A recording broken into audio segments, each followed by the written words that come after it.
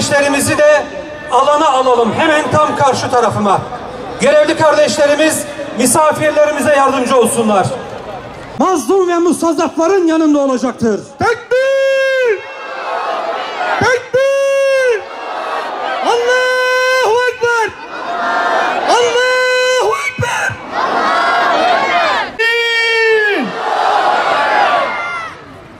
Ve kıymetli kardeşlerim, Yahya Sinvar'ın hemen yanı başında bulunan dava arkadaşlarından beraber yıllarca cezaevinde kalmışlar.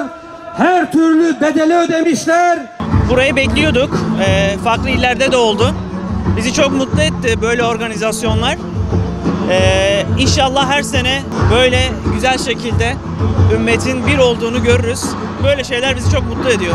Tarih her zaman bizim ders almamız gereken şeylerle doludur. Peygamberimiz de bize cihadın nasıl olduğunu göstermiştir. Hem bir devlet kurmuştur, hem ümmetin lideri olmuştur, hem de bize cihadı öğretmiştir.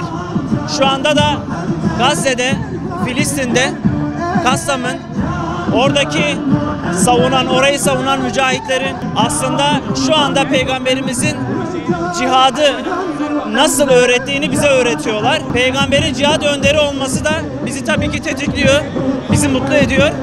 Bizim de arkamızdan gitmesi gerektiğini bize gösteriyor. Böyle programların kaçırılmamasını, ümmetin bir olmasını görmek istediğimizi burada haykırmamızı istiyoruz. Peygamber sevdalarına teşekkür ediyoruz. Böyle bir organizasyonda böyle farklı cemaatleri, farklı vakıfları bir arada topladığı için Allah razı olsun. Bu etkinlikler bizim Peygamber Efendimiz sallallahu aleyhi ve sellemin yani değerli oluşunu, bize rehber oluşunu gösterdikleri için Peygamber sevdalarına çok teşekkür ederiz. Burada karnaval rezaletleri oluyor.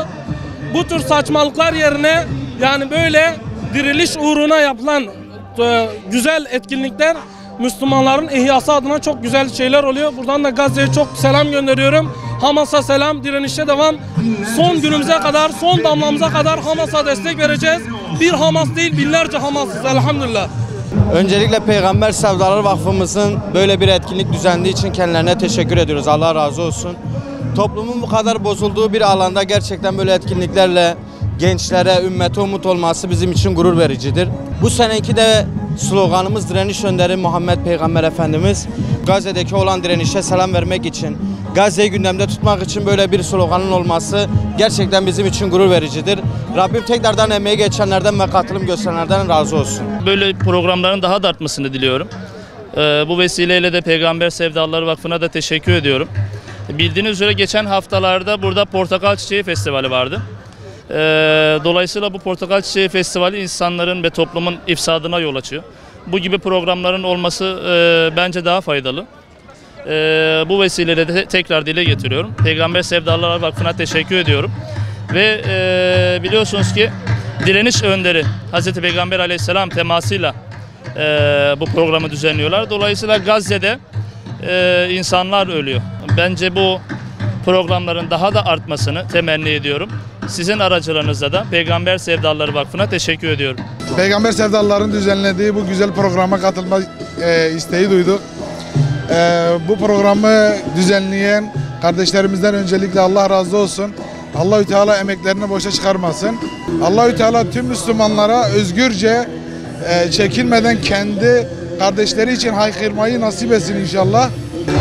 Öncelikle Müslüman diyarlar kan ve gözyaşı içerisinde iken bizim eğlence, ondan sonra fuhşiyat ve zinanın yaydığı bu tür etkinliklere biz Müslüman olarak karşı duruyoruz.